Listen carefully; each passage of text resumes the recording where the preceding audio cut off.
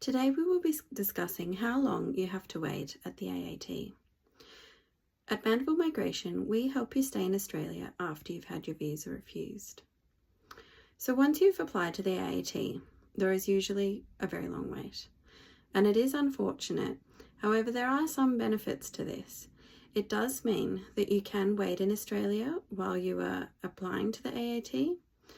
However, this of course is only if you were already in Australia. So that's the one good thing about it.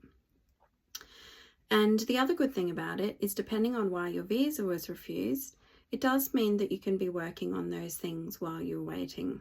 So for example, if your visa was refused because your English wasn't the level it needed to be, you can be improving your English while you're waiting at the AAT.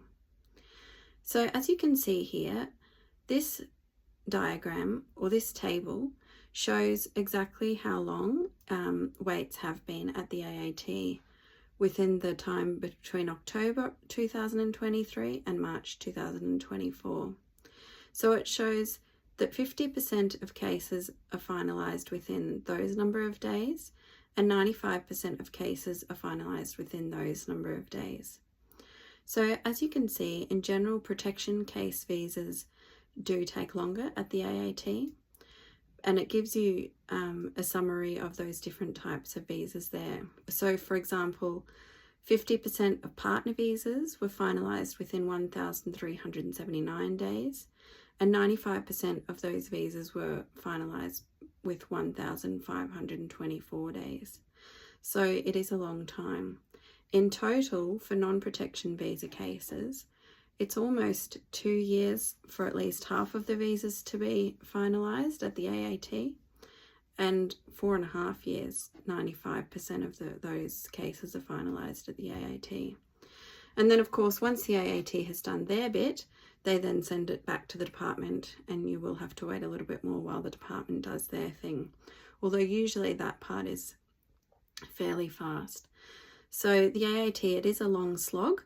However, there can be some benefits about that, but you also do need to be mindful then about things like if you've got children that are included in your application and they're getting older, that to make sure that they're still going to be dependents, and whether, depending on what type of visa you've got, whether they will still need to be dependents once your visa decision is made at the AAT and at the department.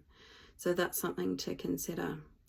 The other good thing though about this long time period is it does give you some time to potentially come up with a plan B, potentially have another visa that you can apply for, being mindful that there only are certain visas that you can apply for.